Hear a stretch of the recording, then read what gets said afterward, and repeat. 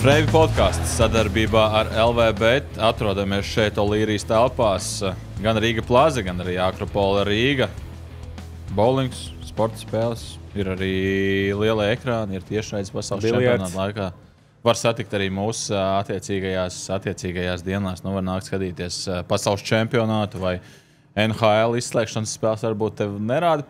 Nezinu, 3 pa nakti. Nu, droši vien, ka nerāda, bet varbūt kādreiz rādīs. Bet, ja Olīrija jāpiemina, Zviedrijā arī Olīrijas ir. Bija? Jā, bija. Nu, tur bija disciplīnas pārkāpumi. Nē, tur gāja pusdienas. Jo, bet runāsim par ēdināšanu, pa vispār par Stokholmu, pa visu kopējo vēlāk. Bet arī gāja čaļi atbalstīja arī tur Olīriju. Labi, pasaules čempionāta atskaņas. Un, man tāds jautājums droši vien, ko reti kad sanāk pajautāt, jo tomēr parasti runā par un ap spēlēm un pēc turnīra. Es izklīstu uz vienu pusi, spēlētāji izklīst uz citu pusi. Un, reizēm arī vajag tādu distancīti ieturēt. Tas arī reizēm nāk par labu attiecībām. Un tad man tev ir jautājums, 2 jautājumi vienā. Grūtākais pretinieks kā komanda un grūtākais pretinieks kā viens konkrēts spēlētājs, kas tev turnīra laikā, sataisīja visvairāk zilums, vai kurš nedeva vispār laiku, vai kurš tevi apspēlē 4 reizes, vai saprot pats, bet tā tad komanda un spēlētājs. Es izstāstīšu, un tad tu izstāstīsi, kas tev bija. Ja? Tādu pašu jautājumu uzdošu. Vai tu gribi sākt pirmais? Nē, es gribu dzirdēt, ko tu saki. Un visi grib dzirdēt, ko tu saki. Vispār, atkal papšanot jautājumu, gribās izstāstīt vienu novērojumu, ko es redzēju, ko izteikti, kas nāk no NHL, un kas nav Eiropas hokejā tik ļoti, ir uzbrukuma zonā NHL spēlētāji, NHL komandas visu laiku spēli vada caur vidu. Tas nozīmē, ka, ja tu paskaties Latvijas izlases spēles un arī citas komandas, visa spēle 90% notiek gar bortiem.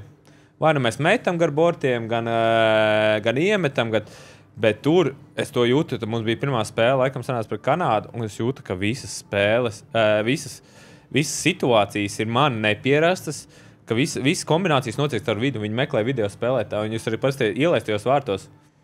Ko mēs ielaidām arī no Kanādas, viss bija no vārta priekš. Jo ir tādas situācijas, kur tu negaidi kā aizsardzības spēlētājs, kad viņi uzreiz izmetīs vidū, un tur ir spēlētājs. Jo parasti ir Eiropā varbūt tie spēlētāji, es tev palīdzēšu, es atvēršos borta zonas otrā malā, lai tu varētu piespēlēt. Tur tieši tie NHL tieši izteikti varēja to redzēt, just pret Kanādu, ka viņi izmantoja vidu. Un pēc tam es pārliecinātos savam izvirzītēm hipotēzē. Jā, es apskatījos, kā Zviedri spēlēja, un pēc tam arī pats sajūtu, kā Zviedri spēlē arī caur vidu. Bet tas ir riskantāk, ne? Tas ir daudz riskantāk. Plus tas ir ļoti riskanti. Bet vajag meistarīgiem spēlētājiem. Kaut ko tu saproti. Tur vajag meistarību. Reāli, jā, tu kaut ko saproti no hokeja, ja tā ir meistarība un tas ir riskanti, un ja tu to nevari izdarīt, tas nozīmē ripas pazaudēšana, un Eiropā to, kā mēs zinām, Eiropā ir vairāk aizsardzības hokejs, un neviens negrib riskēt, visi pareizi spēlē no stūra uzdod aizsargam augšā metam, tur ar cerību, ka tur acitīs un tā iemetīsim, bet ļoti daudz izspēles bija caur vidu, un es to izjūtu, un tas bija, ja tu sezonā nespēlē nevienu spēli, tā kā pret tādu Kanādu, ir grūti pierast nevis tam ātrumam, bet tām rotācijām uz laukumu, ko pretinieks tev dara, kā viņš skrien virsū vai kā viņi tur aizsardzības zonā spēlē, ir ļoti nepierasti, ir ļoti interesanti spēlē pret to. Interesanti tā nosacīt teikt, bet to es baigi izjūtu un sapratu, ka cits līmenis tādā ziņā. Bet arī skatoties, kā viņi spēlē kanādieši pret Zviedriem, vai par to neskatījos, cits skatījos. Arī brāķi tur kļūdas ir. Bet tādēļ, es tā domāju, ka viņi NHL to bieži dara, viņi arī tur kļūdās, bet biežāk darot, atkārtojoties, tu sāc kļūdīties mazāk. Un tu apzinies, kuras tās vietas, kur tu vari to izdarīt, un tādēļ es domāju, ka viņiem tas ir tā atspēlēts un izspēlēts, ka viņi jau tā automizē visu to darbību caur vidu. Un grūtākais pretinieks, ja tu saki, tad noteikti bija Kanāda. Tieši ar to, ka viņi tās kombinācijas, ātrumi tur bija lielāki.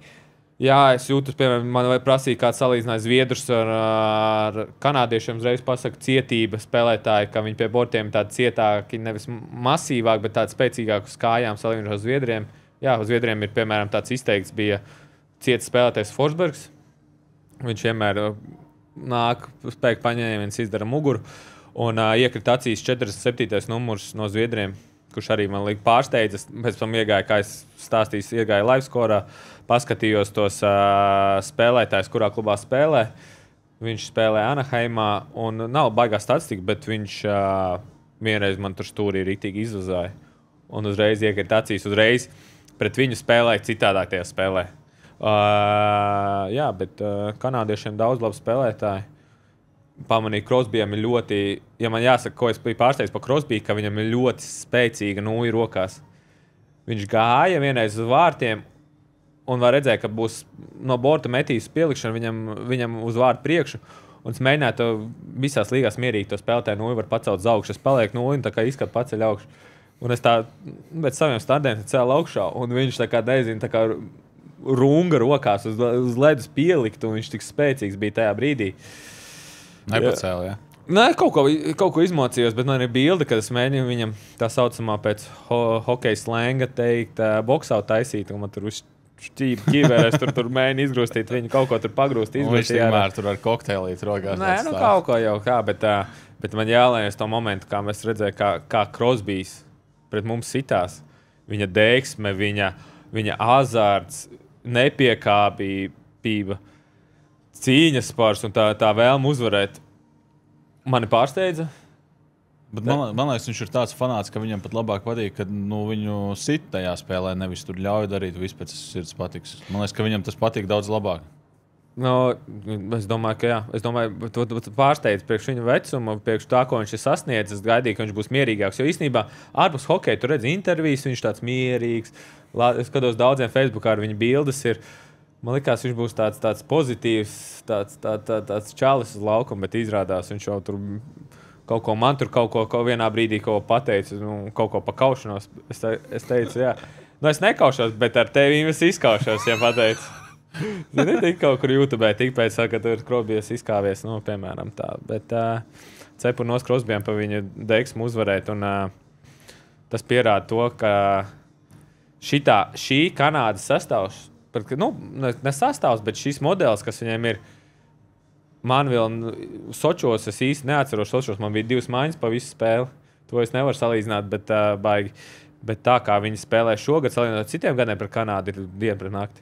Tā attieksme, kā viņi spēlē uz lauku, kā viņi cīnās, kā viņi skrien, kā viņi grib uzvarēt. Nebija redzēts.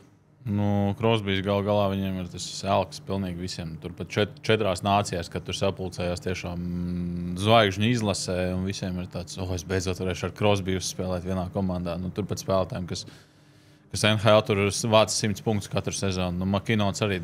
Es domāju, ka viņš pasaules čempionātā nespēlētu, ja Crosbys nebūtu izdomājis, ka ir jābrauc. Jo viņi tomēr tur no vienas pilsētas ir bērnības elks, viņi trenējās kopā, un es domāju, ka tur tas saistīts kopā. McKinnons, starp citu, kā bija. Ātrums, spriedze, emocijas līdz galam. Uzlādē mūsu izlasi ar savu balsi, ar savu enerģiju. Seko līdzi čempionātam tiešsaistē, dzīvo līdzi katrai sekundei. Mēs nepadodamies, mēs stāvam kopā plecu pie pleca. Ar LVBet saņem bezmaksas likmes ikdienu. Sajūti spriedzi, sajūti adrenalīnu, kas pārvērš mūs par vienu spēku. Īpaši faniem. Reģistrējies tagad un saņem līdz 25 eiro atmaksu. Mēs esam viena komanda. LVBet. McKinnons, ja mēs runājām, pēc tam kaut ko lasījām, ka tur kaut kas stāstīja, ka cilvēki domā, ka McKinnons tur tāds nekāds tur bija vai nebija redzams un nav labākais spēlētājs. Tad mēs tā vienbalsīgi pateicām, ka viņš bija labākais spēlētājs laukuma.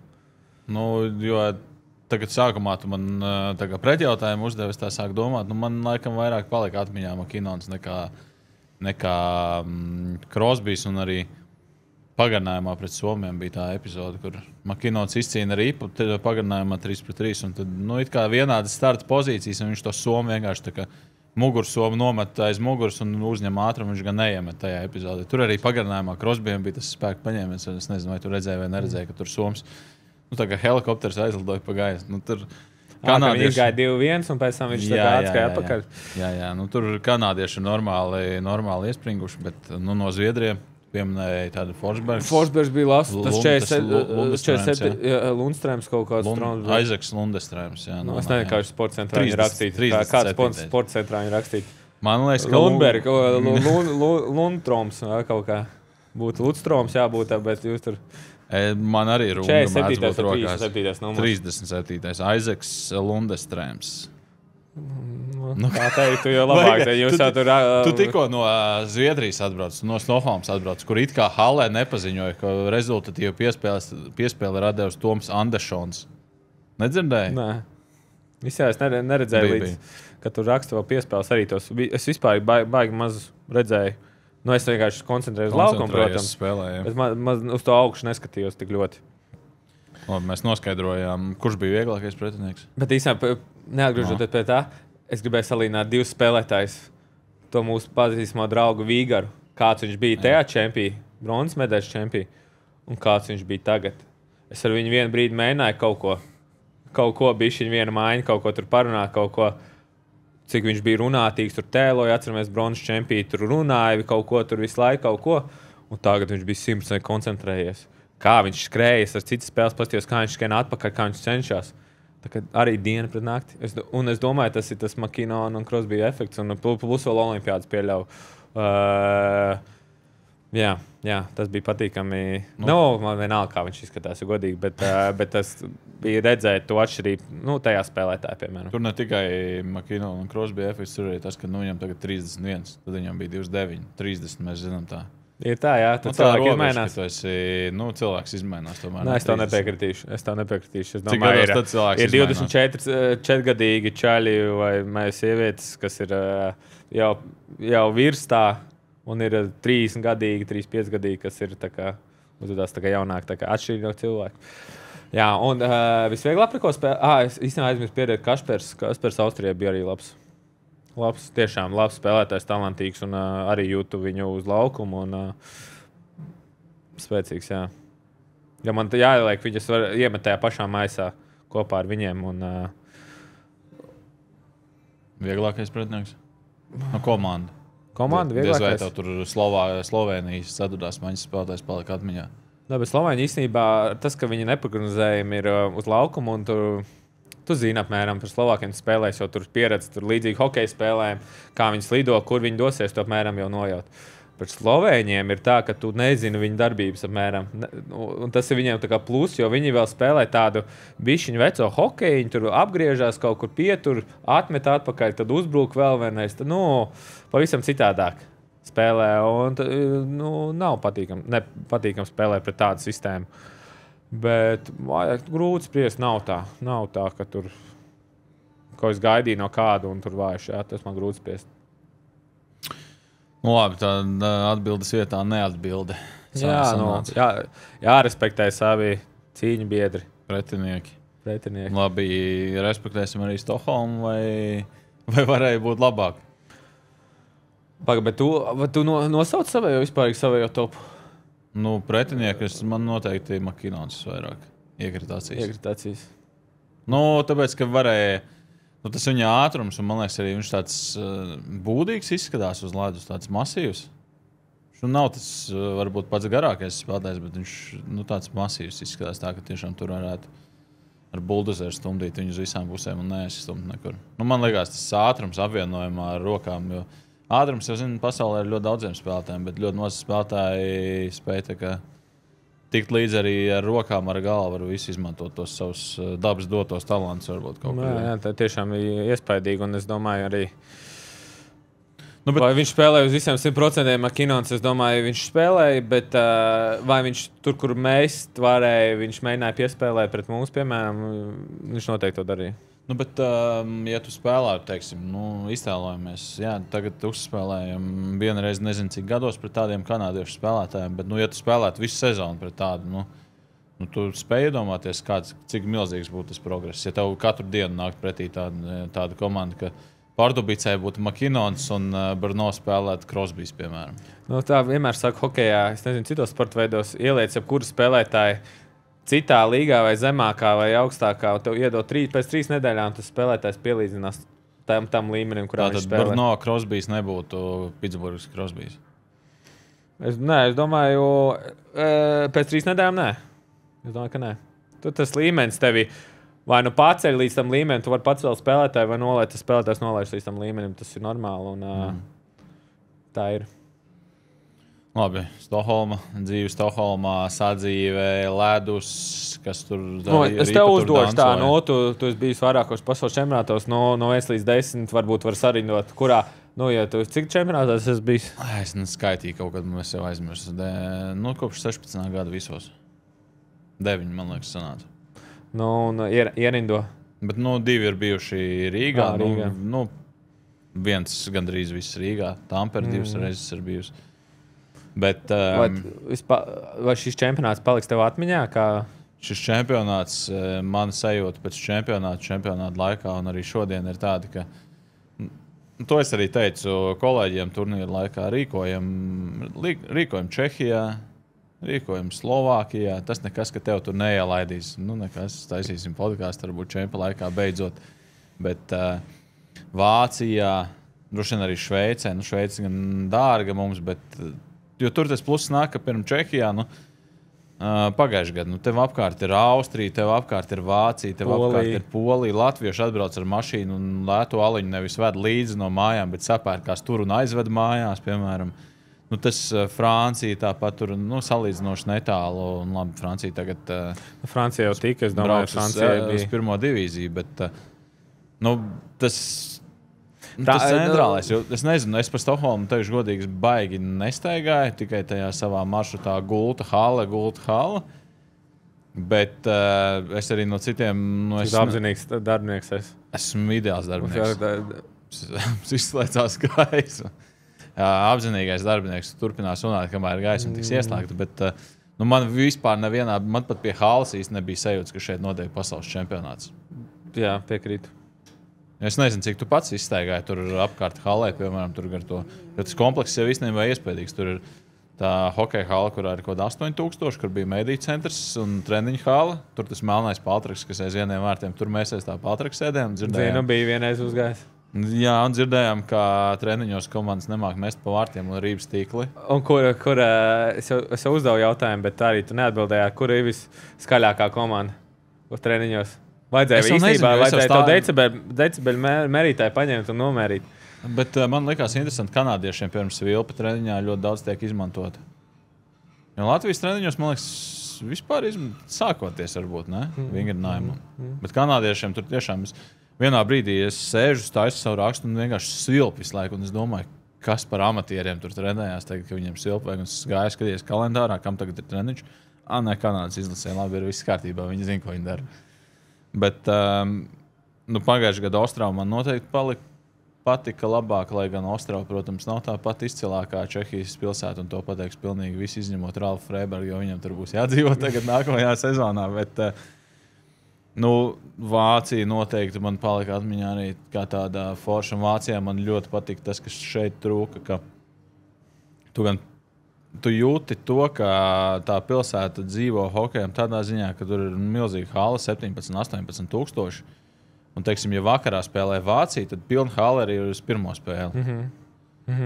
Man, kur dienas biļeti nopirkt. Jā, un cilvēki arī nāk, nevis izmet ārā to pirmo spēli. Tā atmosfēra, jo, ja ir milzīga hala kā Stokholmā, tā hala ir ļoti īpatnēja, man viņa gribās raksturot, cik garš, cik plats. Viņa nenormāli augsta tomēr ir. Un, ja tev tur ir 3000 cilvēki, kādu čempionātu atmosfēru tur tu vari noķert? Tad, kad ir atmosfēra kā Latvija-Slovākija, kur ir vienā pusē pāris bija baigi forši uztaisījuši, kad varēja tā saliktās pa pusēm. Jo es teikšu godīgi, tā bija no fanošanas viedokļa, manuprāt, Latvijas fanu labākā spēle, ko esmu jebkad redzējis. Zini, kā ir? Es tev piemetīšu par to Austrijas spēli. Varbūt, es jau nezinu, ka tā ir vai kaut ko. Bet tā atmosfēra, kas bija pret Slovākiju, fenomenālā. Tā bija svētdiena vēl. Tur tiešām latvieši sabrauc daudz. Tur bija cīņa. Jā, un tad ir tā otrdiena Austrijas spēle. Tas nevar būt tā pātaisnojuma. Nebija cīņas. Jā, bet tā atmosfēra bija arī, teiksim, dienu nakts. Es tev visu laiku to dienu nakts, laikam man zalūks jābrauc, tā kūka jāiet. Bet, jā, es to pats izjūtu arī, kad baigi liela atšķirība bija. Kas bija? Nē, nu labi, tu pa Stokholmu parunāji. Nu jā, tā ir Stokholma. Vai tiem skatītājiem, vai tev patīk Stokholma kā čempionāta norises vieta, vai tu gribētu labāk redzēt tos, ko es teicu? Nu, mēs arī kaut kādā vienā no agrīnajām epizodēm spriedām, kur vajadzētu rīkot čempionātus. Nu. Tā ceru, būs dzirdējis vēl par to Varšavu, es vēl tur varētu. Bet viņiem izrādās nav halles īsti. Varšavā. Nu, es domāju, nav vai vienkārši negrib. Herninga arī nav normāls halles. Runāju par Herningu. Čehi ir vispārīgi ļoti, žurnālisti bija ļoti, redzēja Twitterī, ka ļoti neapmierināti gan ar apmeklētību, ka Čehi Dāņi spēlēm pat nav vispār dot halle. Viņi to nesaprot, Čehi. Nu, vakar Dānija, Vācija. Nu, vakar mēs rakstām tagad trešdienā. Es skatījos tās beigas, jo tur izšķīrās liktenis, un nebija tā, ka tribīnes bija pārpildītas. Jā, bet īstenībā, ja tu skaties Somijas, dzirdēji iepriekš Somija, Latvija bija izpārdota spēle. Jā. Un daudz tukšas vietas bija. Noteikti daudz, es neteikšu daudz, bet tur bija pleķīši, kur ir. Bet tās ir nopirktās dienas biļetes, kur cilvēki nav atnākuši spēlēm. Tas ir, tas arī tā gadās. Labi, mēs runājam par un apkārt. Nu, vai Stokholmā vajadzētu vēl rīkot čempionātu? Tas ir tāds labākais katalizators, lai pateiktu, patīk atmosfēra vai nepatīk atmosfēra. Paplašinātā teikumā. Vienkārši to es izjūtu to, ka Zviedri taisa, uzņemās taisīt pasaules čempionātu kā biznesa projektu. Tur nav rēķināts, kā popularizēt hokeju vai vietējiem Zviedriem, kā viņi vairāk redzēs. Ne tās spēles iet pa bezmaksas televīziju, kas izrādās Zviedriem vispār. Tā bezmaksas televīzijā pāris kanāli nav tik daudz, un visi pa maksas kanāliem iet. Arī tas hokejs notikās. Nu, redzi, mums iet sabiedriskajos medijos. Jā. Tas kaut kas labs, ko tev pateikt sabiedriskajiem medijiem. Jā, noteikti tas ir plus, un vairāk cilvēku redz. Bet tas ir redzēt apkārt, kā es čempionāta sākumā mūsu grupčatā ierakstīja pa autobusiem aplīmēts. Jā. Ir bijuši arī, ka nav aplīmēti autobusi. Un tur, principā, varēja vispār kaut kādu to nopirkt Latvijā, tirgu to numuru, ko ieliek priekšā. Tur Latvija rakstīts un viss. Jā, nezināju īsti, ka brauc, piemēram, Latvija, bet ir bijuši čempionāti, kur pilnīgi aplīmēts ar valsts simbolikām. Latvijā, Rīgā. Rīgā arī bija, man liekas, jā. Un kuri vairāk domā, kā viņi tā kā parādīt to. Piemēram, es redzēju no čehu žurnālistiem, kad žurnālistus neapkalpoja, kā viņi bija pieraduši, ka sūdzējās, ka tur nav ēdieni, tur nav kafijas, tur ir Herningā, tas bija Dānijā. Kādam var izklausīties tas banāli, jo faniem arī jābrauc un jāēd, bet tu aizbrauc uz to halli, tā reizēm ir, teiksim, komandai treniņš ir 9:30, tu piecelies, tu aizbrauc, brokastis tajā brīdī negribās, noskaties to treniņu līdz 10 pieņemsim vai 10:30.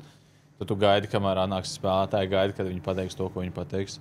Tad tev ir jāuzraksta tas, ko viņi pasaka. Un loģiski, kādā brīdī tev sāk gribēties ēst. Tev jau nav īsti ļoti maz laika. Brīvā laika ir tāda, lai aiziet paēst. Skaidrs, ka tev tur noder, ja tev ir kaut kādas bulciņas, kafija, augļi. Kaut kas noskožams. Nav jau tur jāpasniedz Michelin zvaigznes vakariņas. Bet tu jau var salīdzināt citiem čempionātiem. Stokholmā bija... Man pat nav vārdu. Es biju ierados tagad dienu pirms Latvijas spēles, bet iepriekšējā dienā esot bijis tā, ka bija viens bumbieris un tas pats sapūs. Es teikšu tā, lai cilvēki saprastu, ko tas nozīmē. Labi, nedodiet ēst, vismaz ūdeni. Turnīri kādā 4. dienā arī ūdens beidzās. Pudelēs? Jā. Jā, līdzīgi. Tādi sīkumi. Es nezinu, vai tā obligāti prasība arī ģērbta. Es atceros, ka, piemēram, tur citos čempionos biostila dzērieni, bija papildus pudelītes, tur koliņas un muņģiņas, viss kaut kādi dzērieni, bet šogad tas izpalika. Kas jums bija ģērbtais pieejams? Ūdens. Viss? Šitie Noko. Jā, tie sponsori dzērieni, bet tas kofīna dzēriens, tu tā kā nevar tā kā padzerties. Es nevienreiz nepadzēros šogad. Man viņi kaut kā neiepie sirds. Kas kaut kādus, nezinu, tur citrona, apelsīna vai kaut kas tādas lietas, tās komanda nodrošina vai rīkotāji? Komanda, man liekas. Kur Rīgā it kā esot nodrošinājuši tā kā organizatori.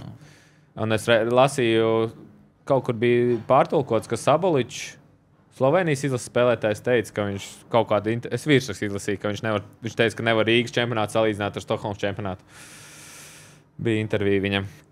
Es domāju, gan, ka nevar Jā, bet Ostravā bija šokolādes batoniņi. Nu, kaut kādi viņi tur vietējie čeki, kaut kādi batoniņi. Tā, ka... Mēs jau čīkstam tagad, bet kaut ko pozitīvu varam pateikt. Pozitīvais tas, kad es biju pārsteigts, kad es biju Stokholmā, bet kaut kā es viņu redzēju tā kā dzīvojot centrā, viņa īstenībā ļoti skaista pilsēta. Ļoti kustīga. Redzēju to skandināvu virzienu, to es vairāk tā kā ne hokeja ziņā, bet redzēju to iepazinos vairāk kā viņu domāšanu, ka jau 3 viņam tusiņš sākās pa dienu, es redzu visas vietas pārpildītas un tā. Ko man es bieži arī dzirdu un redzu, mūsu braukšanas kultūra ir zemākā pasaulē, vismaz Eiropā, un tur mūsu skatāmies Skandināviju.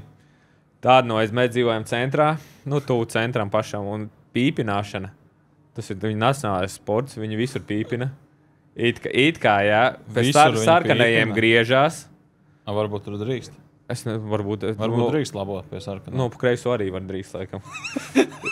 Tur varbūt tā ir, jā.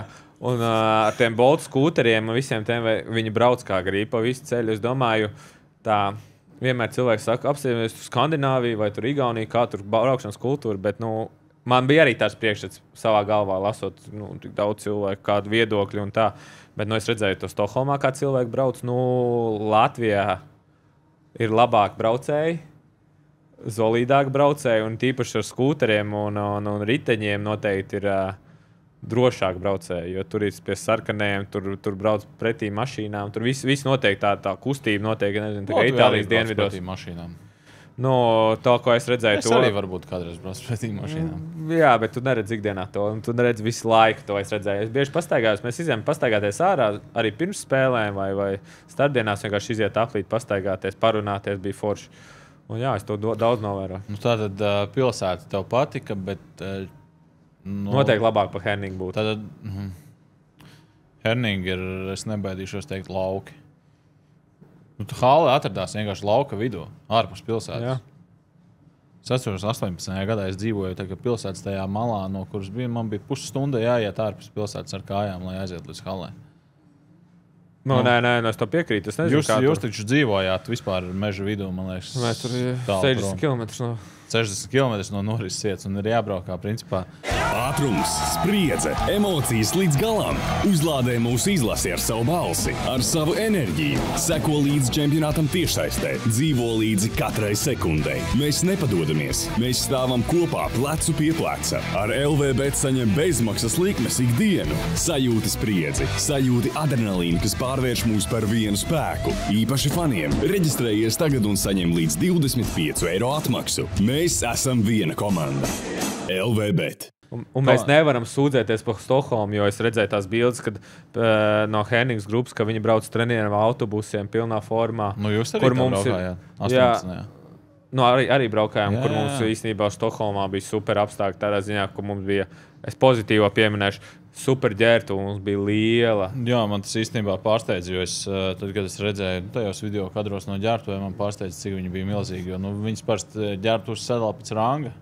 Pirmā komanda izvēlās, un tad nākamie. Un tad man radās tajā brīdī jautājums, kādas ģērbtuves tad ir tām top komandām? Un atbildes atradi? Es apskatījos, Zviedriem ģērbtu izskaties sliktāk nekā Latvijas. Mums bija iekārtota, man liekas, tā labāk. Cik es sapratu, mums vislabāk iekārtot. Tie, kas nezina, es arī nezināju, bet parasti ir tā čempionātos iekārtošanas ziņā. Mūsēji ekpēmenērs Andris un Agrs vienmēr sacenšās, grib būt arī kā Latvija labākie. Tad viņi vienmēr saka, lielākais konkurents viņiem ir Somi. Somi arī cenšas, bet viņi saka, tāda seju, ka šogad mēs Somiem ielikām. Okay. Organizētie pa uzlīmēm, tur centās, viņi pacentās smuki izjust. Bet ir forši, ka tu tomēr hokejs tur ir katru dienu. Ir forši, ka ir padomāts par tādām mazām detaļām. Jo es tagad klausījos, bija LTV arī intervija ar Kurtu Lindstrēmu, kādreizējā Latvijas izlases treneru 2000. sākumā, un ka viņš par savu naudu esot, man liekas, Matlošs šo stāstīja, kur par savu naudu esot nopircis pirmo reizi Latvijas izlases spēlētājiem tos paklājiņus, ko ģērbtuves liek katram priekšā. Nopircis par savu naudu, un pēc tam Kirovam piestādījis rēķinu. Bet šobrīd tu pat nespēji iedomāties, ka tā varētu nebūt. Man liekas, spēlētāji ir kaut kādā ziņā varbūt pat izlutināti ar to, kas ir pieejams. Jā, plašas ģērbtuves, ļoti plašas, bet atgriežot par tevi jautājumiem. Tā specifika Stokholmā bija pa tām ģērbtuvēm tādi, kad tur ir blakus hale, tā ir vecā Jurgenen hale. Un tur viņas tās lielās komandas, Kanāda un Zviedrija, paņēma mājnieku ģērbtuves tur. Tuvākās. Nu, viņas sanāk no galvenās halas vis tālākās, bet viņas ir visplašākās. Jo Avicii arēnā, kas lielā Globen arēna, tur jau nav tādas mājnieku komandas, kas tur ģērbtuvu kaut kādu. Es domāju, tu pieļauj, ka viņi paņēma Jurgardena ģērbtuvu, kur ir iekšā saunas, džakūzi, lielās telpas, kā jau profesionālā hokeja komandai. Un viņi izvēlējās tādas ģērbtuves, kas ir tālāk, lai ietu spēli, bet viņiem papildus ģērbtuves ir tuvāk spēlē. Un pateicoties tam, mums sanāca pēc ranga ejot, kad Zviedri un kanādieši aizgāja tur, tad mums sanāca īsā normāla ģērbtuve. Jo parasti mēs zinām pēc ranga sastāvu. Bet tu nomērīji, jo es nezinu, cilvēki varbūt arī to neievēroja turnīra laikā, jo ir šī galvenā arēna un tad ir treniņa arēna. Un distance starp abām ir diezgan liela, un tad uz treniņiem ir jāsoļo. Vai vārdsargs, piemēram, veda tajās mazajās kravas mašīnītēs, piemēram, tur sakā piekšā, un tad kāds liekēdis vēl piekāpa līdzi, ja tur atradās brīva vieta pie vārdsargiem. Pamērījāt, cik tālu ir jāiet, cik daudz, cik ilgi? Nē, es nemērīju. Man patika. Man stāstīja, ka būs tālu, bet nebija tik tālu. Mierīgi aiziet, pastaigā pirms treniņa padomā. Forši īstenībā, ka tik tuvu tās halas, treniņa halas bija baigi labi, jo tad vienmēr atceries, kad Herningā tur viņam ir autobus jābrauc. Tas arī nebija tuvu pusstundu vai 25 minūtes bija jāsēž autobusā. Tā arī nebija patīkami. Herningā es nebiju uz nevienu Latvijas izlases treniņu, kas bija otrā halā, jo vienkārši nebija reāli. Varbūt tādēļ mēs tikām ceturtfinālā. Pozitīvi bija treniņi, uzreiz aizvadīja. Jā, labi, pamēģiniet nākamgad arī. Jā, bet ir labās lietas. Un, jā, bet kas vēl nebija? Rīgas čempioni vienmēr nodrošināja arī tur dažās Čehijā vai Slovākijā nodrošināja policijas eskortu uz spēlēm, vismaz uz spēlēm. Tad Zviedrijā mums jāsēž. Un tas ir izteikts Skandināvijas valstīs, kad mums nekādas tādas liekas atlaides netiek dotas un mums jāsēž sastrēgumos. Bet Zviedri pasaka, jūs tāpat braucat pār sarkanēm, kāda jēga? Jā, bet priekšā mašīnas stāv nevar pārbraukt nemaz. Ietvs, kam ir domāts? Jā, bet cik jums bija tālu vispār hala no viesnīcas? Vidēji 25-3 minūtes. Dažreiz ātrāk, dažreiz brīvdienās tur trāpījās pēc stundas, bet dažreiz mēs tur pasēdējām arī kaut kādās sastrēgumaņas. Tā kā, bet Stokholma forši un smuki. Es noteikti ir labāk spēlēt Stokholmā nekā Herningā. Bet vai ir labāk spēlēt Stokholmā nekā Brno vai Prāgā? Es tā arī domāju. Es domāju, būšu tagad vairāk pastaigājuši, vairāk kaut ko ieraudzīšu. Bet godīgi, ar mūsu grafiku šī gada, kad mums ir trīs reizes jāspēlē dienu pēc dienas, tad vai es kaut kur biju tālāk, kā es 2 reizes izgāju līdz ūdenim. Līdz tur līcim, vai kas tur ir, tā upē, kas tur teikt 2 reizes. Tik tālu aizgāju. Ne, varbūt 3 reizes, varbūt tādēļ, 3 reizes sanāca aiziet. Es redzēju ūdenī, braucot uz lidostu un krānā un arī tajās pudelēs, kas beidzās pēc 4 dienām arī tur. Jā, bet labāk lielās pilsētās rīkot nekā mazās. Tā kā Šveice arī būs interesanti. Šveice arī dārga pilsēta. Tur es redzēju tādu, cik Stokholma īstenībā nebija lēta. Ja tu tur restorānus ej un gribi atpūsties par pilnu cenu, bet Šveice arī nebūs lētāk. Šveice, es domāju, ka būs dārgāk. Bet pēc 2 gadiem tur latvieši varēja krāt un braukt. Vācija. Dusseldorfa un Mannheim. Laikam. Jā. Ja godīgi, es nezinu. Mannheim, jā, tas vārds bija Mannheim. Jā, tā kā tur būs beidzot. Labi, krājam, braucam, bet pievēršamies jautājumiem. Jā, mierīgi. Tev arī kāds jautājums bija? Es jau uzdevu, neuztraucies. Paspēšu vēl citreiz. Artūrs Krūmiņš jautā. Ja spēle ir 12:00, tad kāds ir dienas plāns, cikos ceļās, cikos iziet jau uz ledus un tam līdzīgi, jo es arī piemetināšu to, ka pasaules čempionātā Latvijas izlasē ir tāda forša tradīcija, kas ir jau gadiem, es nezinu, droši vien ilgāk par mani, cik es esmu uz šīs zemes. Tad pasaules čempionātā pirms spēles nāk viens no komandas treneriem, Tas nav galvenais nekad, bet tas ir kāds no asistentiem. Stundu pirms spēles vienkārši nāk parunāties ar žurnālistiem. Nekas no tā netiek rakstīts. Nekas netiek ierakstīts. Neviens nesaka, tagad šitas pateic to un šitas pateic to, bet pastāst, ko mēs redzējām no pretiniekiem, kā mēs spēlēsim, kas ir tur līderi. Kaut kādi šādi jautājumi. Un tagad Raimonds Vilkoits ir uzņēmies šo te godu, lietošu vārdu godu. Un viņš arī pirms šīm te agrējām spēlēm uzsver to, ka tādu niansi, piemēram, ka parasti ir brokastis, piemēram, no rīta, un tad pirms spēlēm nav brokastis, bet ir kaut kas pa vidu starp brokastīm un pusdienām, un tad viņš to sauc par branču. Un tad, attiecīgi, papildinās šo te jautājumu arī, lai tu pastāst arī, kā mainās tā ēdienkārta, kad spēle ir, ka ir agrā spēle un, kad, teiksim, ir vēlā spēle, jo tā dzimšanas dienas torta arī laikam tikai pēc spēles tika apēsta. Bet interesanti, es arī kaut ko jaunu uzzinu no podkāstu. Tu nezināji, ka nāks stāstīt? Nē, bet es nezināju, ka stundu pirms spēles sākās, treneris aiziet un parunā žurnālistiem. Jā, jāsaka, gan parasti nāca uz mediju centru. Šogad tas mediju centrs tik tālu. Tur arī laikam nelaiž iekšā, jo tev arī nelaid iekšā. Jā. Un tad mēs gājām uz lielās arēnas mixed zonu, kas nozīmē kaut kādu 5 minūšu gājienu. Baigi interesanti, baigi forši īstenībā. Citām valstīm tā nav tāda tradīcija. Es domāju, ka nē. Kurš to iesāka, to tradīciju? Es nezinu, tas tiešām ir kaut 20 gadi, ja ne vairāk. Baigi forši. Īstenībā tas tāda, jā. Satuvināšanās tāda. Tas ir labi, ka pastāst kaut ko. Nevienmēr viss ir jāuzraksta dzīvē. Nestāst jau arī, ka tur spēlētājs A vai spēlētājs B vakar tos zviedru aliņus tā pavairāk sadzērās. Tādas lietas jau arī jāstāst. Jā, bet interesanti. Jā, ļoti to es nezināju. Bet kas mainās diētā? Celies no rīta. Kā celies? Tas esmu tagad vecāks palicis. Labi, pastāst. Tad agrā spēle, vēlā spēle. Vai tu celies vienā laikā? Jā. Pirmsmonātājs parasti. Es tagad pēdējā laikā pirms 7 ceļos. Arī pēc Zviedrijas laika. Arī pēc Zviedrijas laika cēlos. Mēs jau mums savs bariņš jau izveidojās. Vecais bariņš. Mēs tur no rītiem jau tikāmies agrāk visi apkopšanas personāls. Es, Kaspars Daugoviņš, Ēriks Visockis. Tur arī mums tā kā arī brīvajās dienās, kā varēja izgulēties. Mēs jau gājām staigāties pa to laiku, 8 izgājām pastaigāties tā kā pie hoteļa. Bet jā, brokastīs. Kā jūties? Ir arī makaroni, teiksim tā saucamā pasta. Arī tajā brīdī, šādā tev prasās pasta, kā tu piecelies. Bet es parasti paēdu brokastis un šogad tur pankūku kaut kādu 1 vai 2 apēdu saldo pa virsu. Bet jā, Bet atšķirās, ko tu ēd brokastīs, teiksim, ir jāspēlē pēc Zviedrijas laika 8:20 vai ir jāspēlē pēc Zviedrijas laika 12:20? Atšķirās tas, tā laika atšķirība, cik stundas pirms spēles tu ēd. Īstenībā, ja tu piecelies un paēdi 8:30 vai 9 pirms spēles, tev nevajag daudz apēst. Ja kas vienmēr spēles laikā, kā mēs zinām, mēs tur vajadzējām banānu, gribās bišķiņ ēst, uzēt banānu, kādu šokolādītes gabaliņu apēd vai cepums. Bet interesantais ir tas, ko daudzi spēlētāji vispārīgi atbildes arī neesmu radis šo jautājumu, ir, ka, piemēram, spēle ar 8:20 vakarā. Mēs notrenējam 11, mēs esam hotelī 12.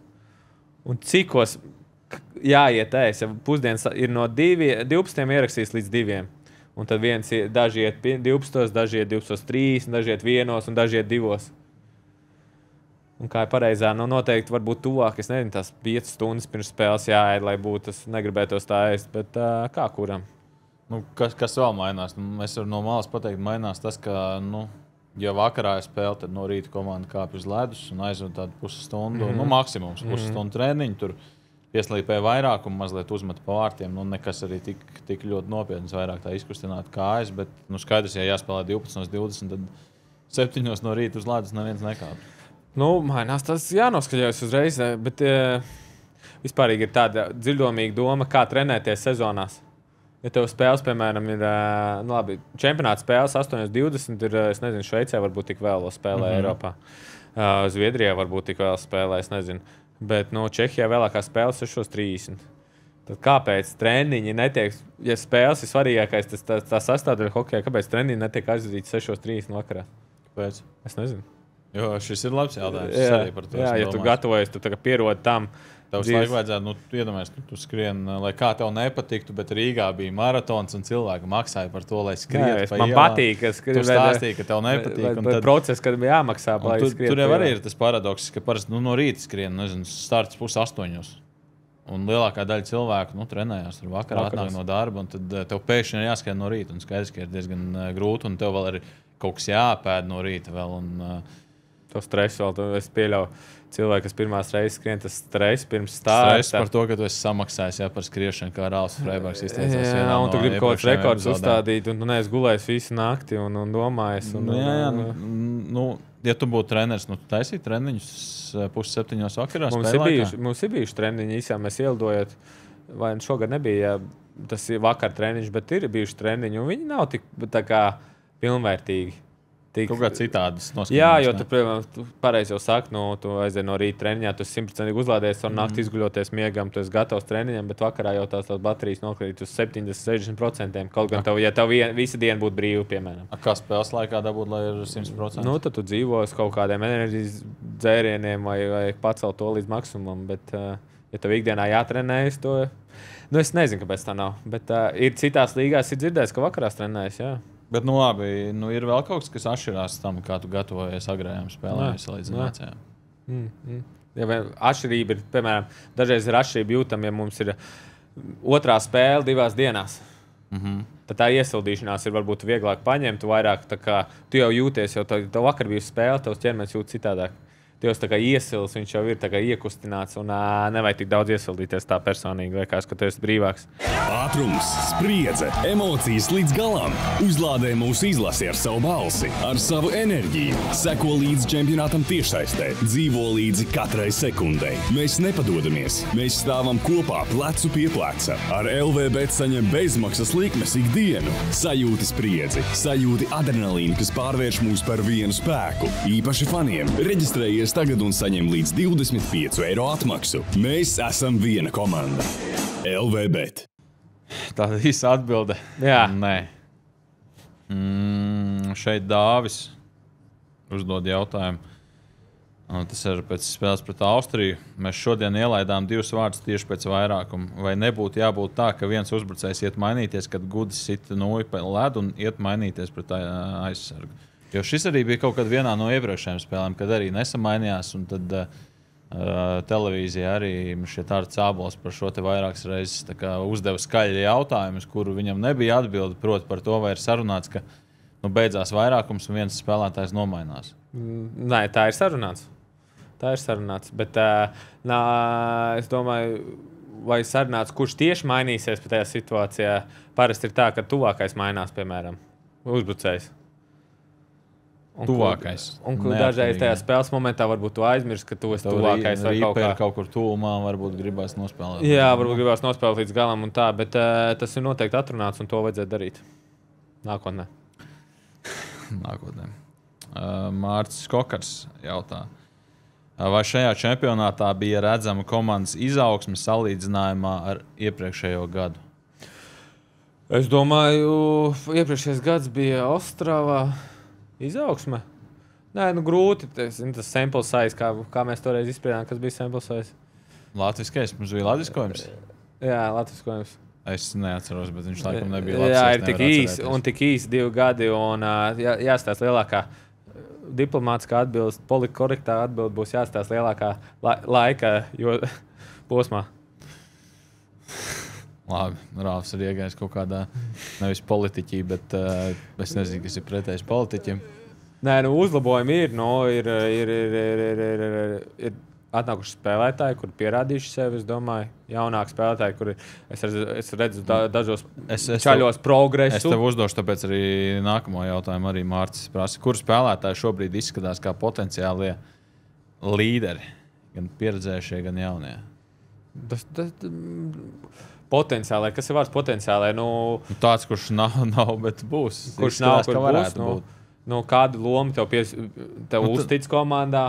Bet baigi daudz jau arī mainīgo, jo pagājušajā gadā, teiksim, Dans Ločmēls, neviens punkts viņam pa visu turnīru. Labi, bulīši pret Slovākiem, jā.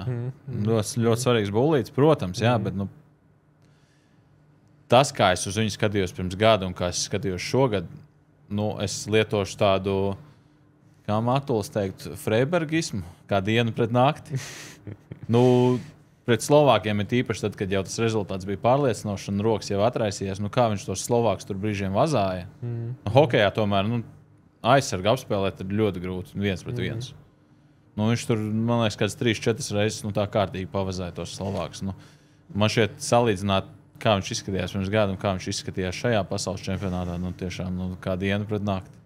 Jā, tādēļ es varu saukt vārdus, bet pēc gada viss var izmainīties. Bet potenciāli līderi, kurš bija progress, es redzēju tādu lielāko progresu, ko es redzēju pa gadu, bija Locis.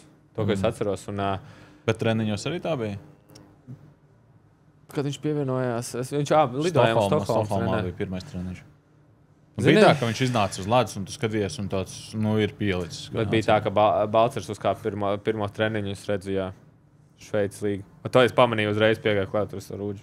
Redzu, kā viņš tik asas kustības ar ripu viņam ir, kad un tu redzi to tādu kāpēc viņš Šveicē spēlē. To es redzēju Locis, varbūt tajā brīdī neredzēju, jo viņi trenēja vairāk, un es redzēju, kā Balcers ar ripu tur ganījās tajā gar bortu, un to es redzēju, pamanīju, jā. Man Rīra Vinskim atceros no turnīra Slovākijā mūsu Kaufland kausā līdz šam brīdim.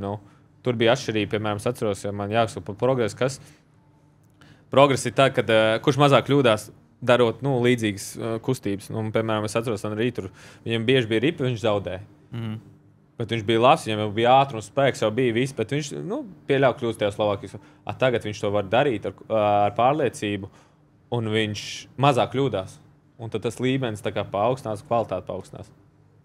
Viņš toreiz aizbrauca no Somijas 2. līgas, un tagad viņš aizbrauc no Somijas augstākās. Arī tas, ko mēs iepriekš runājām un esam runājuši, ja tu spēlē tajā augstākajā līmenī, pievelcies līdzi, un tu progresē ātrāk nekā citur. Bet jātiek tur. Tieši tā, jātiek tur. Vilis. Kā vērtēt kritiskās kļūdas Austrijas spēlē? Nogurums, mandrāža vai mikrotraumas? Par mikrotraumām es aizmirsu pieminēt, piemēram, Oskars Buļs, kas lausa pirkstu, kā viņš zilu pirkstu spēlēja un vispār cepur nos, ka viņš spēlēja un ar galveno roku, kur viņam bija labā rokā pirksts lausts, vidējais 4. pirksts pēc numuriem. Un spēlēja un cīnījās un gāja mazākumā. Kurš ceturtais? Kā var sakt, 1., 2., 3., 4. pirksts, jā. Bet, un viņš spēlēja, un es redzu, cik viņam grūti ir, un viņš mans mājas biedrs, mēs kopā spēlējam, es mēģinu palīdzēt, cik vien varu tajā brīdī. Un tad es atceros Kārlis Krastīņš, ka viņam gāja uz rekordu, viņš arī laustu plaukstu spēlēja. Arī vadošai roka. Nē, man liekas, viņam pat nebija vadošai. Es jau negribu apgalvot, neatceros.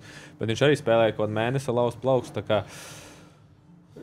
Bet no šī izrietot man arī ir jautājums, ko es gribu uzprasīt. Es zināju, ka es podkāstā uzprasīšu un daudz par to runāja viena epizode laukumā.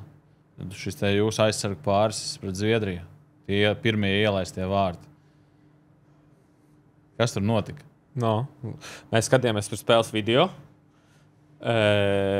kur mēs redzējām, kā viņi izspēlēja aizsargs lērijā un vidusspēlētājs iet uz augšu Forbergs un met. Ir līdzīga epizode arī spēles vidū, un, lai tas nenotiktu, es paliku ar to, kas pacēlās augšā spēlētāji. Kuram bija jāpaliek pie tālā stabiņa? Vai tad mēs spēlējām tāpēc pēc tālā stabiņa? Viņš apslidoja vārtus un nāca no tālā stabiņa. Jā, tur var visādi nospēlēt tajā situācijā. Bet tieši tajā situācijā... Gan jau jūs pēc tam arī analizējāt. Spēlēt analizēja, mēs runājām kā un kas, bet tur viss varēja labāk nospēlēt. Ko jūs izsacinājāt, kas bija galvenais? Mēs par to momentu runājām, bet tieši par to vairāk un to pareizo atbildi mēs vienojāmies, kad... Ka vainīgi ir visi. Nē, ka vainīgi visi, bet es arī savā ziņā varēju labāk nospēlēt. Bet nedod Dievs, aizsargs atdot manējām, viņš uzmes no turienes un teiktu, Jo, no vienas puses tu iet uz tālo stabiņu un tad palikt brīvs spēlētājs tur augšā. Ko viņi rādīja video, ka viņi spēlēja aizsargs lejā, dot tur augšā. Un otrs puses atkal viss sagaida, ka jāņem ir tālais stabiņš. Jā, pirmkārtām jau kustība notiek, kad uz borta, kad ja esam runājuši, ka aizsargs iet lejā, tas apakšējais aizsargs no borta savāc viņu. Bet viņš bija tādā ātrumā nāca jau aiz vārtiem, tas spēlētājs gāja, kad tas pirmais aizsargs netiek klāt, un tad man tā kā būtu no otras puses arī jāņem viņš. Apkārt, bet es jau augšā uzgāju, lai neatdod vidū. Nav tā, ka tīri teorijā tev jāņem tas un centram paliek augšais spēlētājs. Tā pēc tam jāspēlē, tīri teorijā, jā. Bet, dzīvē, tas notika tik ātri, kad... dzīvē zviedri izslido un tev tur pussekundā jāpieņem. Jā, varēja tur noteikti labāk nospēlēt. Un vispārīgi apdomājoties apkārt uz čempionātu un, kā mēs esam runājuši par statistikām, personīgām statistikām, ka no -5 pabeigšu šo turnīru. Vēl tik sliktu rādītāju es vēl nekad čempionātā neesmu pabeidzis, un parasti ir ap 0 vai plusā, un bronzas čempionātā vispār man bija +5, man liekas, cik es atceros, tad šitas -5 ir sāpīgi. Jā, pagājušajā gadā bija 0, bronzā bija 5. Vajadzēja būt +1. 5, 22. gada čempionātā bija tā. 22. tu nebija. Es skatos uz olimpiskajām spēlēm. Tur bija -3, sacīt. 21. gada čempionātā arī -3. -3 vēl. Bet šogad, jā, -3 noķēra pret Kanādu. 5-2 pret Sloveniju, un Ralfs Freibergs nāk no ledus un domā, kā bija -2. Jā, un -2 nospēlē, jā. Bet tas kaut ko citi var sadīt, tur visādi gadās tie mīnusiem, bet vienalga es neesmu priecīgs arī par savu mīnusu, un tas kaut ko beigās arī parāda tajā kopbildē, kā varēja labāk nospēlēt. Labi, no hokeja laukuma. Gido, ķeramies pie galvenā jautājuma. Vai esat ēduši Daugoņa pelmeņus, un vai Freibergs nevēlētos, piemēram, savus cīsiņus vai ko citu? Es vēl neesmu pagaršojis pelmeņus. Es zinu, ka daudzi pagaršojuši un daudziem garšo man brālim. Renāram ļoti patīk. Viņi tā kā veselīgi kaisot no Kāds viņam tur numurs ir tagad aktuāls? Viņam, kurš Mārpas novadā vēlēšanas tuvojas, tā kā uzticama persona, pa ko vēlēt. Un, kurš ir pierādījis savu darbos iepriekš. Labi, aģitācija ir aizliegta par cīsiņiem. Jā, bet labas atsauksmes ir pa pelmeņiem. Bet tu cīsiņus vai... Nē, protams. Grauzdiņus, Freiberga grauzdiņi. Jā. Nāk piedāvājums skatītos, kam? Ko tu gribētu pats? Plovu. Kaut ko es pats lietoju ikdienā. Nekam tu, jābūt kaut kā seja kaut kam, tu pats lieto. Kas tas ir? Ko es lietoju pats ikdienā? Ko es tādu lietoju? Pastēt man patīk. Pastētais. Lido pastēt visgaršīgākā.